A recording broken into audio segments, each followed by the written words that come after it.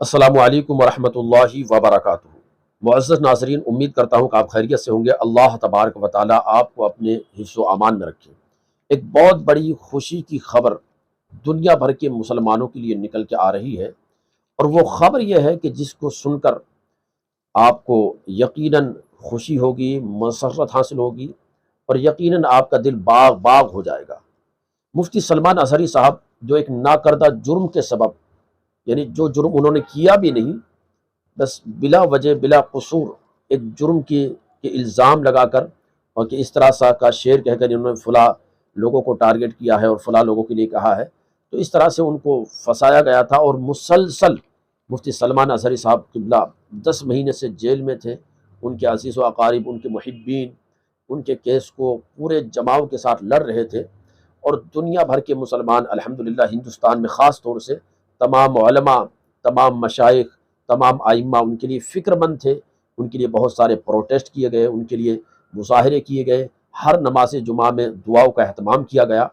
اور اب الحمدللہ یہ خبر آئی ہے کہ آج مفتی سلمان اظہری صاحب قبلہ، جو پاسا ایکٹ کے تحت جو جیل میں رکھا گیا تھا، پاسا ایکٹ لگا دیا گیا تھا جب آپ کو بری کیا گیا تو پاسا ایکٹ کے تحت دوبارہ آپ کو جیل میں ڈالا گیا، اور جیل میں آپ مسلسل تھے اس وقت سے جب سے آپ کو گرفتار کیا گیا۔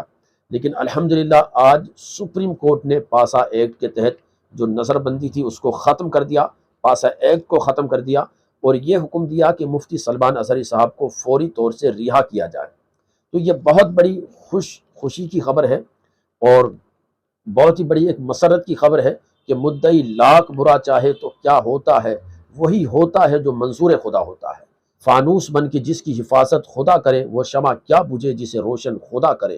تو اللہ تعالیٰ جس کا چاہنے والا ہو، دشمن لاکھ چاہے لیکن اس کا کچھ بھی بال بیکا تک نہیں ہو سکتا۔ اور یہ جیل میں رہنا، یہ قید و بند کی مصیبتوں کو برداشت کرنا، یہ تو ایک زمانے سے چلا آ رہا ہے۔ بڑے بڑے ہمارے بزرگوں کے ساتھ ایسا لوگوں نے کیا، حکومت وقت نے، اور اس وقت کے بادشاہوں نے، اور اس زمانے کے جو لوگ تھے، مخالفین نے، دشمنوں نے ایسا کیا ہے۔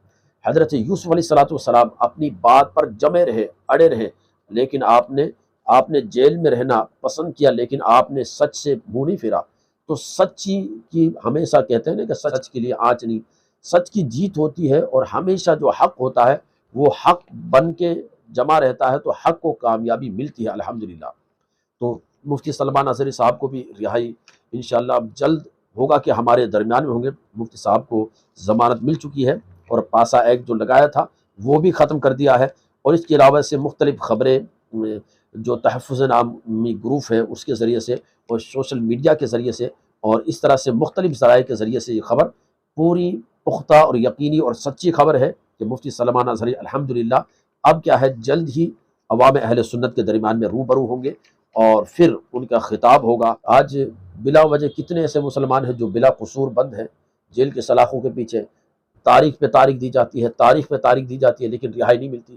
اور رہائی اس وقت ملتی ہے، اور وہ بھی باعزت رہا کیا جاتا ہے، جب ان کی جوانی لٹ چکی ہوتی ہے، جب ان کا کاروباری معاملہ ختم ہو چکا ہوتا ہے، جب بدن کی طاقت کمزور ہو گئی ہوتی ہے۔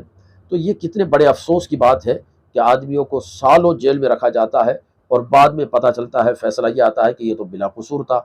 تو یہ سپریم کورٹ نے الحمدللہ بہت اچھا کام کیا ہے۔ یقیناً یہ شکریہ کے حقدار ہیں کہ سپریم کورٹ نے مفتی سلمان اظہری صاحب، جن کو بار بار تاریخ پہ تاریخ دی جا رہی تھی، تو آج باعزت ان کو رہا کرنے کا فیصلہ کیا ہے، اور آپ پر پاسا ایکٹ جو تھا اس کو بھی ختم کر دیا گیا ہے۔